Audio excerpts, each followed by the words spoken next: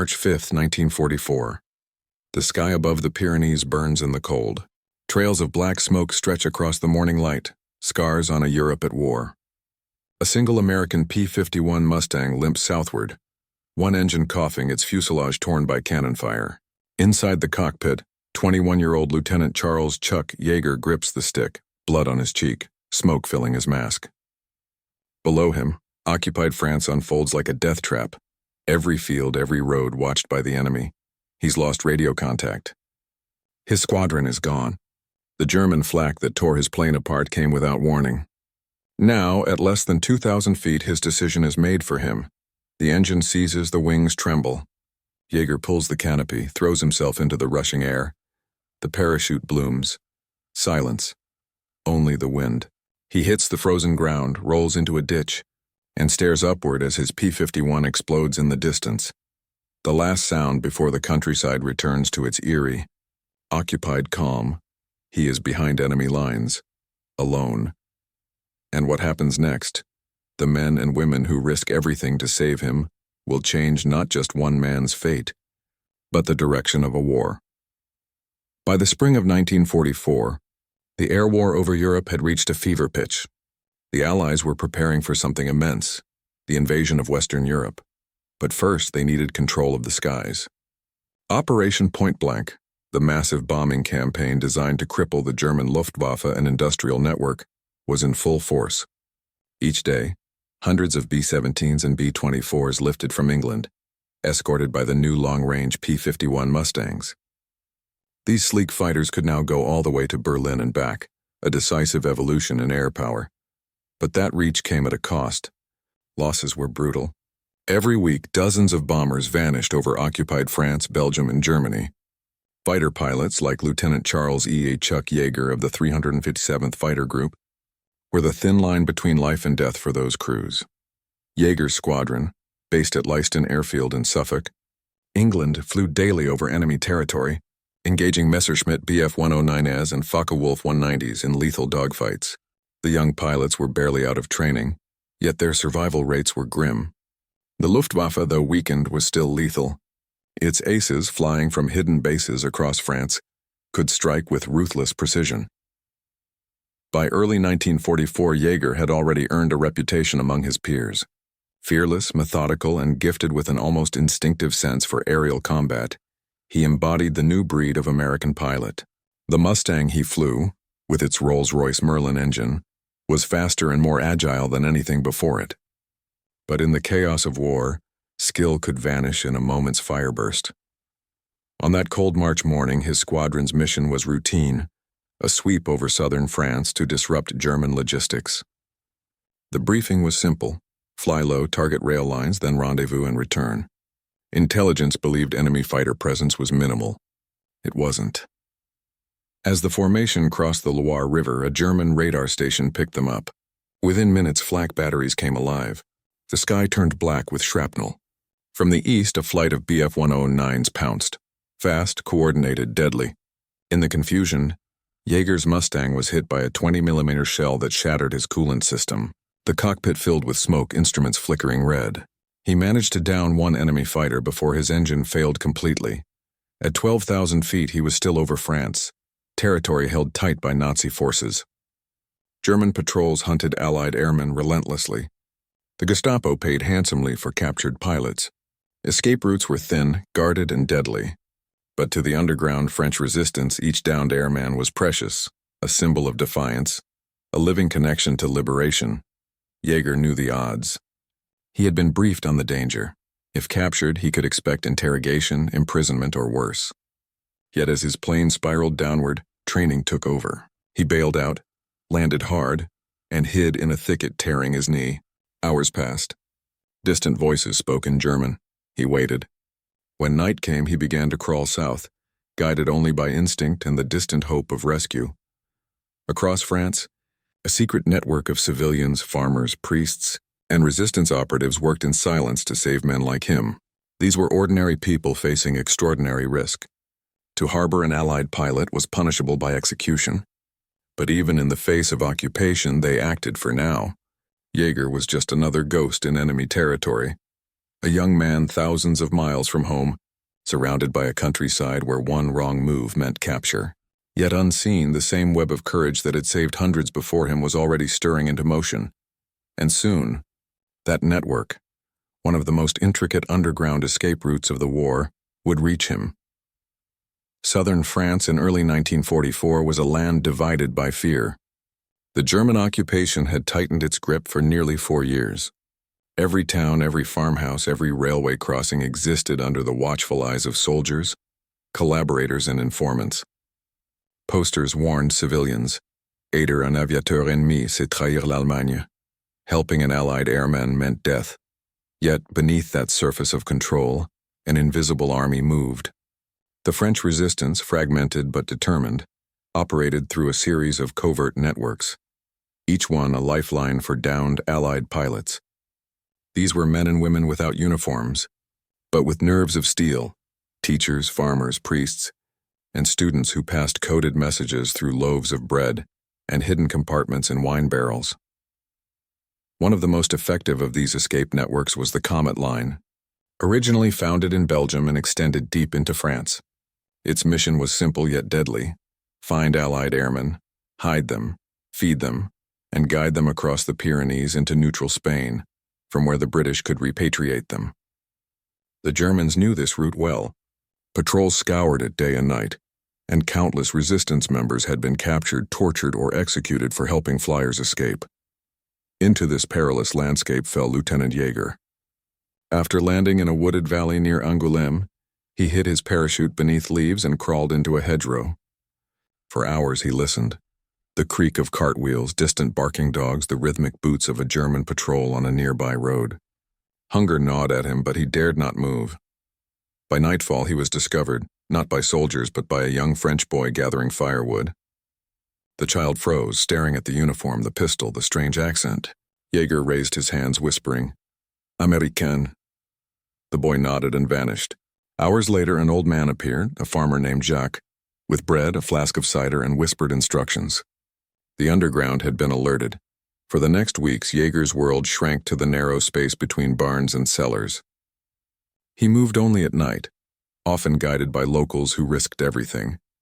He saw German convoys on the roads, heard the snap of boots outside doors, and watched as villages burned after sabotage raids. The war was not distant here, and it was intimate, personal, relentless. Each safe house he entered told the same story: a family that had lost someone, a priest hiding messages beneath altar cloths, a mother who sewed forged documents by candlelight. These were the faces of defiance that no military archive could capture. They asked nothing from the Americans except that they keep fighting. Meanwhile, the Allies in London and Algiers coordinated their own rescue operations, though many relied entirely on local initiative. The Office of Strategic Services, OSS, America's wartime intelligence agency, and the British MI9 supported the resistance networks, supplying them with funds, radios, and false papers. But even with this help, every mission was a gamble. For Jaeger, the network would eventually lead south, across forests, rivers, and checkpoints, to the foothills of the Pyrenees. From there, the final trek to Spain meant days of hiking through snow, pursued by German patrols and border guards. Dozens of flyers had died attempting the crossing. But without men like him making it through, Allied command would lose both pilots and critical intelligence, knowledge. About enemy defenses, airfield layouts, and radar coordination that could decide the fate of D-Day. By March's end, Jaeger's presence had become known to several cells within the resistance. Coded messages began to move through channels to British handlers. Plans were set in motion, but even the best-laid paths could be shattered by betrayal, and the Gestapo was closing in on the same network that sheltered him. In the coming weeks, his journey would become a test not just of endurance, but of trust, between strangers bound by nothing but the shared hope of liberation. And it was in that fragile chain of humanity that the next phase of his story, and the war's secret, underground struggle would ignite. The human angle in every war numbers obscure faces. Lieutenant Charles Chuck Jaeger was one of thousands. Yet to his comrades he stood out not because of rank or fame, but because of his composure under fire. He was the son of a mechanic from West Virginia, raised on hard work and self-reliance. Flying was not glamour to him. It was precision, discipline, and survival. At 21, he had already seen death more times than he could count.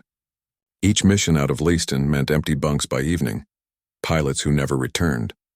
They would toast the missing with metal cups in the mess, laugh too loudly, and pretend they weren't counting days. Beneath the bravado was exhaustion. The sky was a roulette wheel, and every man knew his spin would come. For Jaeger, the crash stripped away the machinery of war and left only the man. Alone in the cold forests of France, he was no longer the ace, no longer the flyer, just a human being trying to survive.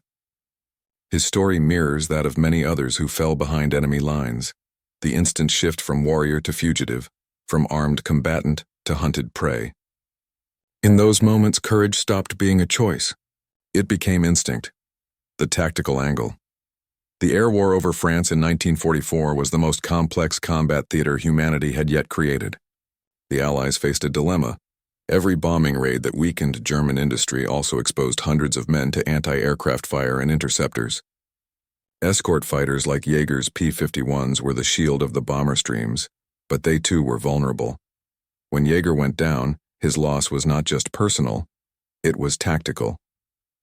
Each pilot carried invaluable data: routes, altitudes, radio frequencies, even recognition codes. A captured flyer could compromise entire operations. Thus, the rescue of downed airmen wasn't just humanitarian. It was strategic necessity. British intelligence, through MI9, coordinated with the French resistance to recover or conceal Allied personnel. Pilots like Jaeger were briefed before every mission on how to evade capture, what paths to take, how to identify friendly contacts, and what phrases to avoid. Yet in the field, plans often dissolved into chaos. Terrain, weather, betrayal. Each factor turned survival into art. The Germans, aware of this, launched Operation Anton and other counter-resistance sweeps to destroy the underground escape lines. Entire villages could be razed in reprisal. The tactical value of one rescued pilot was weighed against the possible annihilation of dozens of civilians. Still, the Allies persisted. They needed every pair of trained hands for the battles to come, especially with Operation Overlord looming only months away. Jaeger's rescue would ultimately prove more than an act of mercy. The intelligence he brought back, on Luftwaffe readiness, radar positioning, and the Gestapo's tightening grip, directly informed Allied command's assessment of occupied France's interior defenses.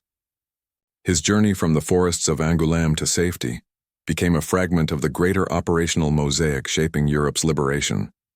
The enemy angle for the Germans. 1944 was a year of tightening desperation.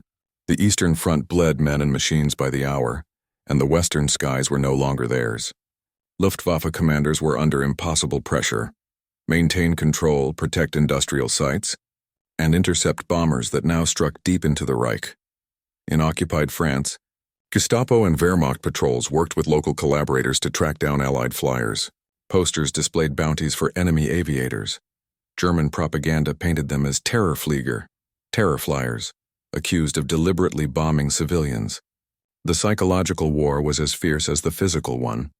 Field units received orders, no leniency. Captured pilots were to be interrogated under the guise of the Fliegerabwehrgesetz, or Airman Defense Law. This stripped downed airmen of prisoner-of-war protections if accused of attacking civilians. Many never reached formal camps. Yet despite their dominance on paper, the Germans faced an invisible enemy: the civilian networks. Resistance members blended seamlessly into daily life, vanishing before the Gestapo could close in. The Germans could occupy land, but not loyalty. Every arrest bred another secret act of defiance. When Jaeger's parachute fell, it was logged by German command posts in the region. Within hours, local patrols combed the countryside. His P-51's wreckage was photographed, fragments examined, serial numbers cross-checked. They believed the pilot dead or soon captured. They were wrong. To the occupiers, his disappearance was a small mystery, but to the resistance it was a mission, a chance to defy the machinery of terror one more time. And within that hidden struggle between a ruthless occupation and quiet rebellion, another layer of the war unfolded, the war of hearts, whispers, and shadows. The resistance angle.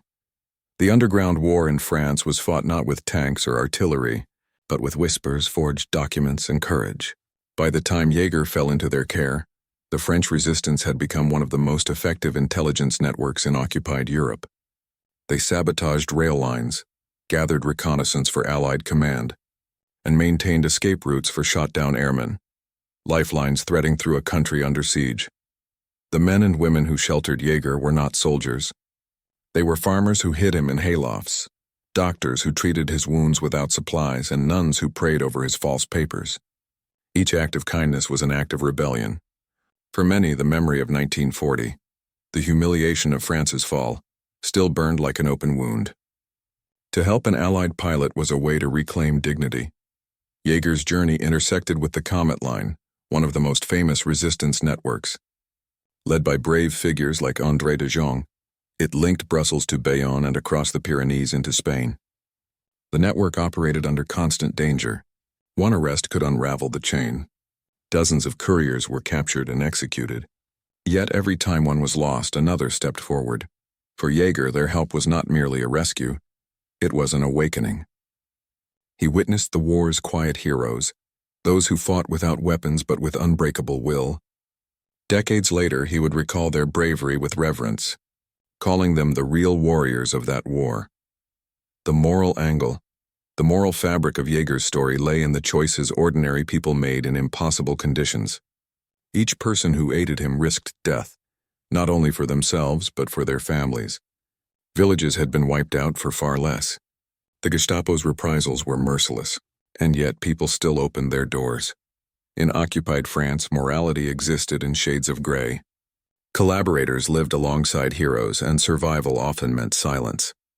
Some farmers pretended not to see the foreigner in the barn. Others fed him knowing the risk.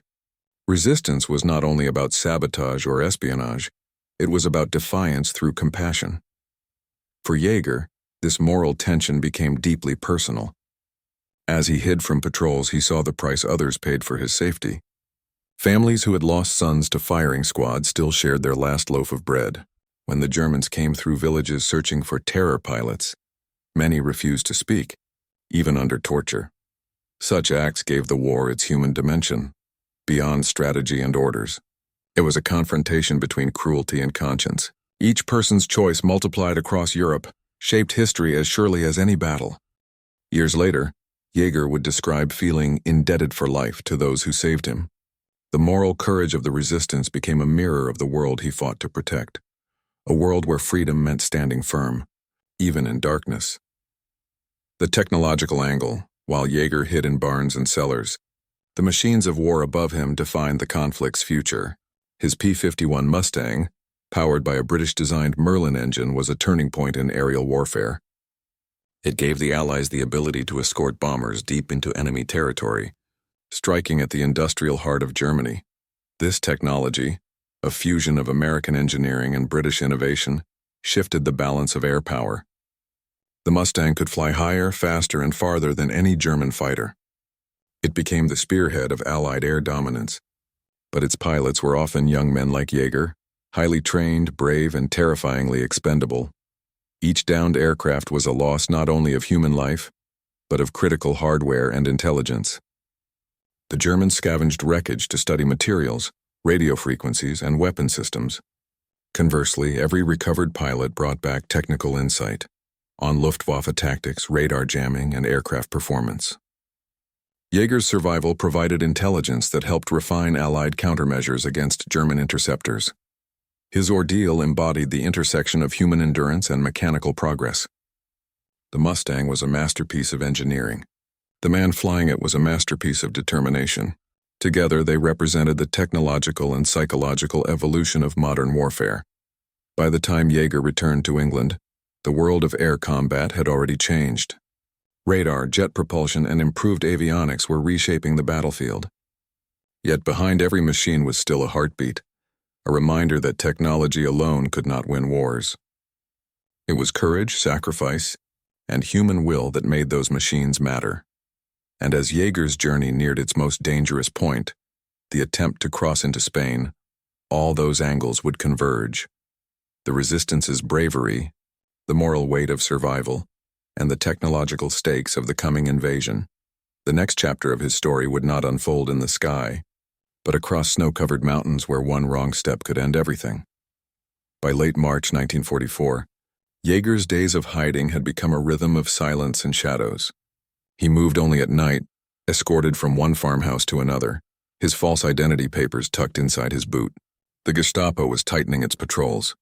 German checkpoints had multiplied across the Dordogne and the foothills of the Pyrenees. Dozens of resistance members had been arrested in recent weeks. Rumors spread that the Comet Line had been infiltrated. Still, the mission pressed on. The resistance believed Jaeger could make it to Spain, and to safety. The British handlers in Madrid had arranged for returning pilots to be evacuated by ship to England, bringing with them intelligence reports written by the escape networks.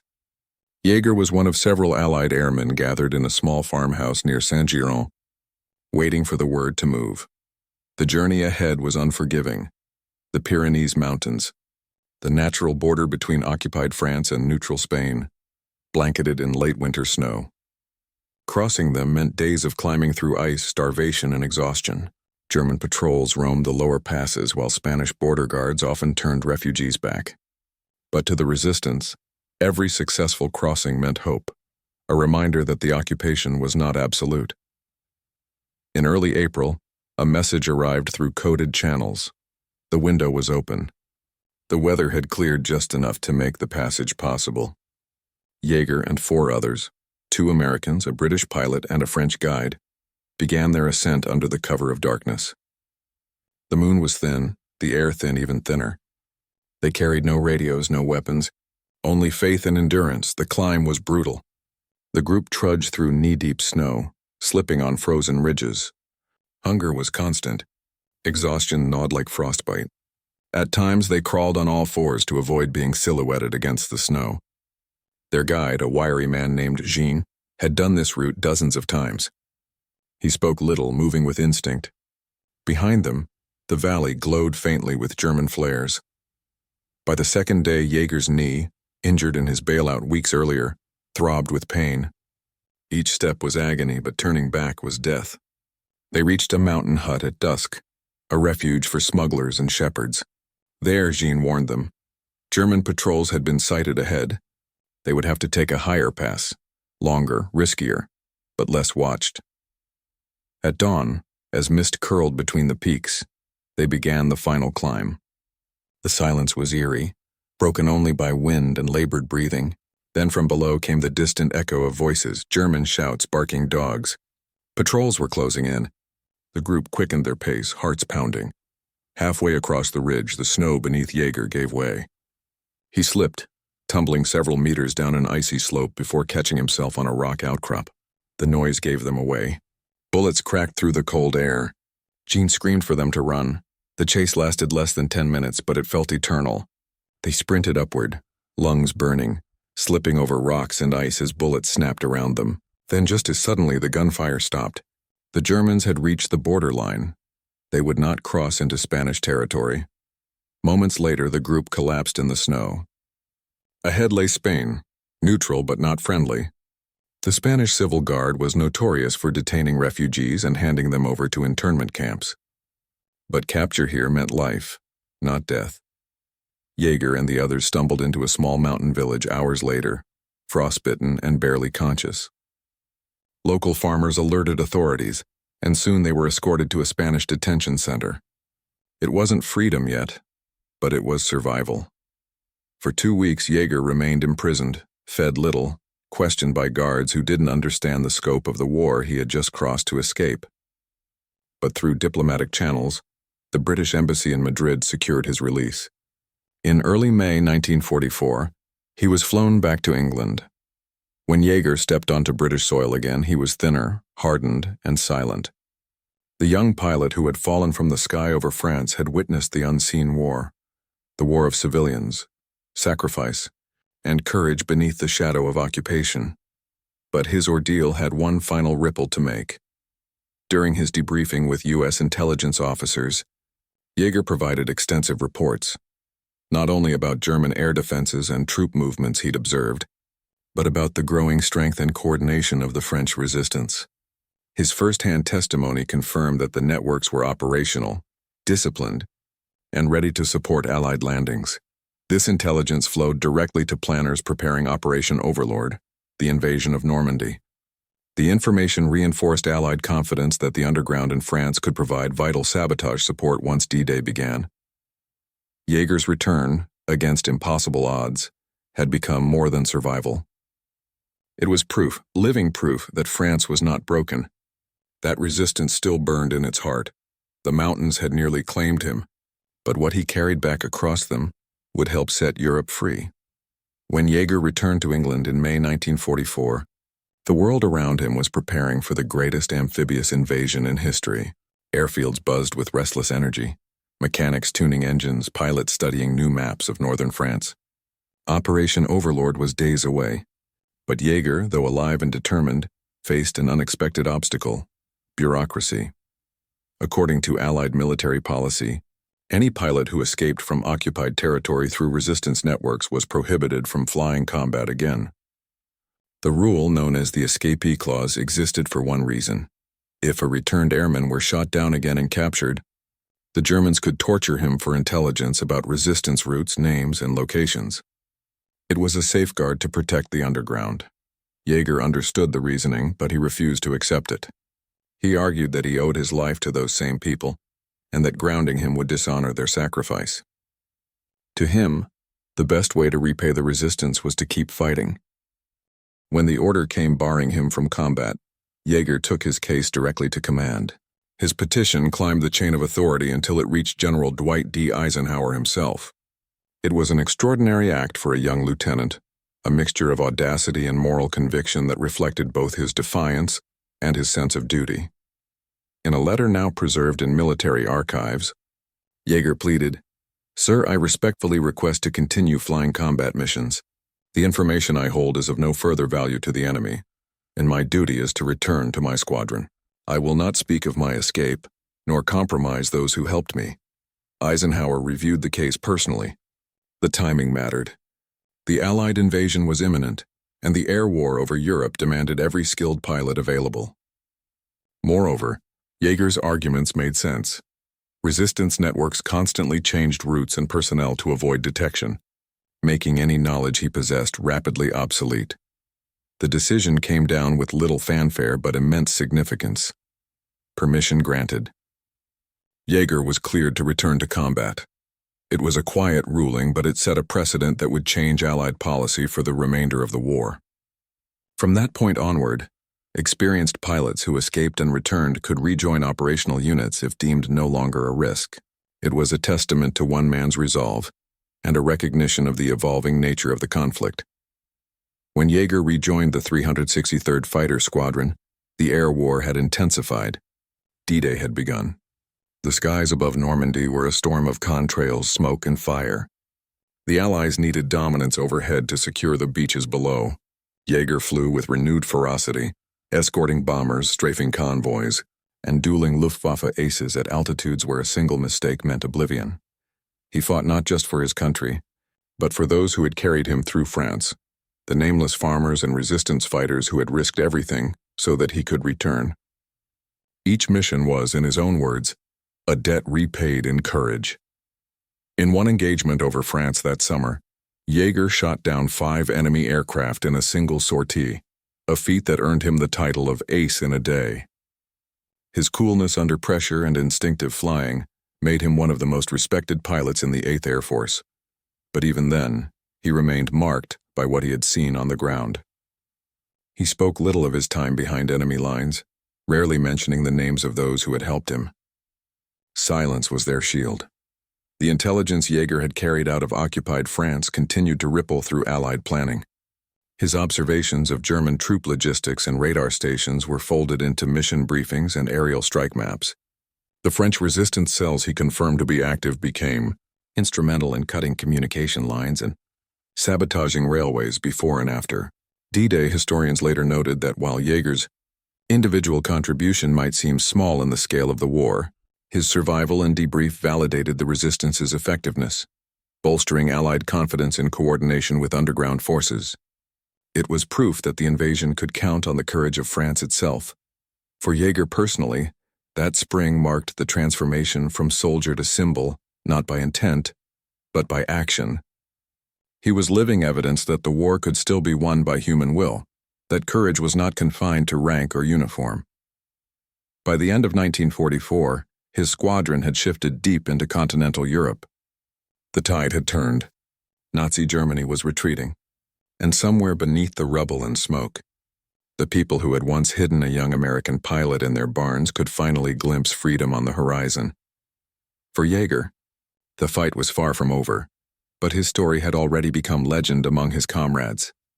They called him the man who beat the mountains, and came back for more. The war that had nearly claimed him was now moving toward its climax, and the world was beginning to reckon with the human cost of every escape, every loss, and every small act of defiance that had shaped its course.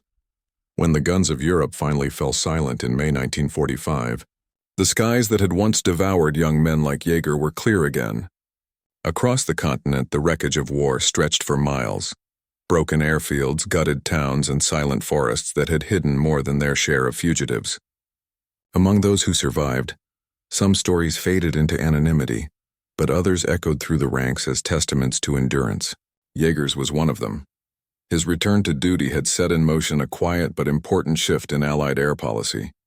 Before his case, escaped airmen were treated as security liabilities, symbols of risk rather than resilience. After Jaeger, they became assets once more. Veterans who carried first-hand knowledge of enemy operations and the courage that could not be taught. Commanders began reviewing similar petitions from other flyers, realizing that the war demanded not only rules but reason. Jaeger's survival also strengthened the partnership between the Allied command and the French resistance. His debrief confirmed that the networks in southern France were disciplined, coordinated, and capable of large-scale action. This intelligence contributed to the broader Allied strategy of Operation Jedburgh, the insertion of small commando teams into occupied France to train and support resistance units in preparation for D-Day. By the summer of 1944, hundreds of local cells were cutting rail lines, ambushing convoys, and sabotaging communication hubs. Their efforts delayed German reinforcements during the Normandy invasion, saving countless Allied lives. Historians later noted that the resistance's success relied as much on faith as on firepower, and the safe return of airmen like Jaeger had helped sustain that faith. In post-war France, Jaeger's name became quietly known among surviving resistance members. He was remembered not as a symbol of American power, but as a friend, one who had seen their struggle up close. Decades later, when he visited France, elderly men and women would greet him with tears and the same words whispered in 1944. Bienvenue, mon ami. You made it home. Yet not all who had helped him survived to see the war's end. Many of his rescuers were arrested in later Gestapo raids. Some were executed at Montluc prison or deported to concentration camps. Their fates were unknown to Jaeger until years afterward. In interviews, he rarely spoke of himself, but when asked about those who saved him, his voice would harden. They were the bravest people I ever met. I got a medal. They got graves. His testimony became part of a broader Allied effort to document and honor the civilian networks of occupied Europe. After the war, the French government awarded recognition to several resistance groups for their role in saving Allied personnel, acts that were seen as both humanitarian and strategic. Within the U.S. Army Air Forces, Jaeger's experience informed a new doctrine for pilot training and evasion. Manuals began to include practical lessons from real escapees, how to blend into civilian life, how to identify potential allies, and how to survive capture attempts. The Jaeger precedent became shorthand among pilots for defying both the enemy and the odds. But beyond the policy and the reports, the deeper consequence of his rescue was psychological. It was proof that even in the darkest moments, the human will to help, to resist, and to endure could bend the arc of history. The war had been decided by machines and men in equal measure, but it was the invisible courage of those who hid, carried, and guided others that truly changed its course. Jaeger's story was one among many, but it carried the unmistakable echo of unity. A boy from West Virginia had been saved by strangers in occupied France, a chain of humanity stretching across oceans and cultures in defiance of tyranny. And in that bond, between pilot and peasant, Between occupier and occupied lay one of the war's quietest victories. When World War II ended, the young lieutenant who had fallen from the skies of France returned to an America that was already looking toward the next frontier. Jaeger was just 22, yet his experience behind enemy lines had aged him in ways that training never could. He had seen war not only from the cockpit but from the ground, among the civilians who bore its weight. That perspective would shape him for the rest of his life. After returning home, Jaeger remained in the service. His record, 20 victories in the air, a flawless reputation, and the now famous escape story, earned him a position as an instructor and later as a test pilot in the newly formed U.S. Air Force. In 1947, only 3 years after crawling through the snows of the Pyrenees, he would climb into the experimental Bell X-1, break the sound barrier, and become the first man in history to fly faster than the speed of sound. Those who knew him said that his wartime ordeal had given him an unshakable calm. Where other pilots hesitated, Jaeger trusted his instincts. He had already faced death, once in the skies over France and once in the cold silence of escape. Everything afterward, he would later say, was just flying. But behind the legend, the war's ghosts lingered. Jaeger never forgot the faces of those who had helped him. In the years that followed, he sought out their names, tracing their fates through the fragments of post-war records. Some had lived to see liberation. Others had vanished into concentration camps. In 1946, he wrote personal letters of gratitude to several resistance families, though many addresses no longer existed. In one interview decades later, he said quietly, "When I crossed those mountains, I thought I was escaping war. I didn't know I was walking through the heart of it." His rescue and the sacrifice behind it also had enduring echoes within military and moral philosophy. In post-war briefings and declassified documents, analysts cited his case as an example of the human multiplier in warfare. The idea that civilians, motivated by belief and conscience, can decisively influence outcomes beyond the reach of armies. The collaboration between Allied pilots and European underground networks during the war became a foundation for future doctrines of unconventional warfare and civil resistance. The same principles that saved Jaeger in 1944 would later guide American and NATO strategy during the Cold War, and from escape and evasion training to the cultivation of resistance cells in occupied regions. In France, the story remained part of a broader national memory, not of one pilot but of many. The fields where airmen had fallen became quiet memorials. In some villages, families who had once hidden Allied flyers continued to tend graves marked simply, "Un aviateur américain." Jaeger's survival symbolized all those who had not returned. In 2008, more than 60 years after the war, Jaeger visited southern France once more. The landscape was peaceful now, no checkpoints, no patrols. He stood in a small churchyard beside descendants of the people who had sheltered him. The air smelled of rain and hay. A local historian read from the old records of the Comet Line, naming the villagers executed for aiding the Allies. Jaeger bowed his head. He had flown faster and higher than any pilot of his generation, but in that moment, he seemed grounded by something greater, the memory of ordinary people who had refused to bow to tyranny. His rescue had not only changed the trajectory of one war, it had reaffirmed the enduring truth that history is not only written by generals and politicians, but by quiet acts of courage. When Jaeger passed away in 2020, tributes poured in from around the world. Many remembered him as the man who broke the sound barrier.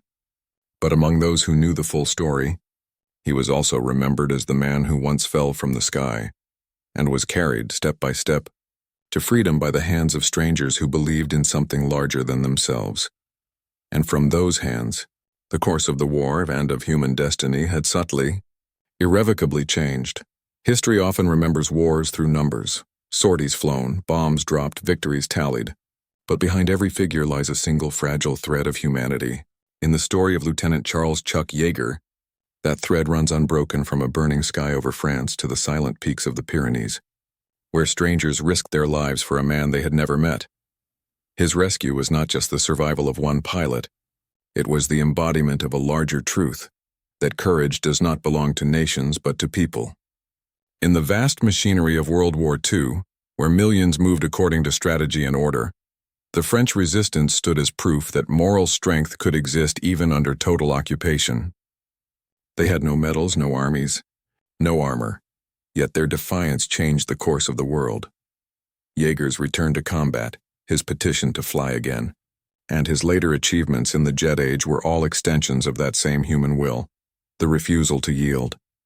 He once said that fear was not something you conquered, but something you learned to live with. That was true not only in the cockpit, but in every cellar, every barn, and every mountain path where people chose to resist instead of surrender.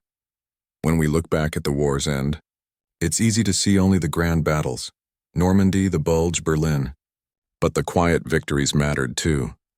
The hidden doors that opened, the whispered warnings, the footsteps through snow carrying hope. In Jaeger's story, the arc of war bends toward something timeless, the unspoken alliance between courage and compassion. It reminds us that history is not made only by those who fight, but by those who dare to care. The young pilot who fell behind enemy lines returned not just as a survivor, but as a witness to the boundless strength of the human spirit. And in that truth, his rescue did more than change the war's end. It illuminated what humanity is capable of when it refuses to let darkness define it.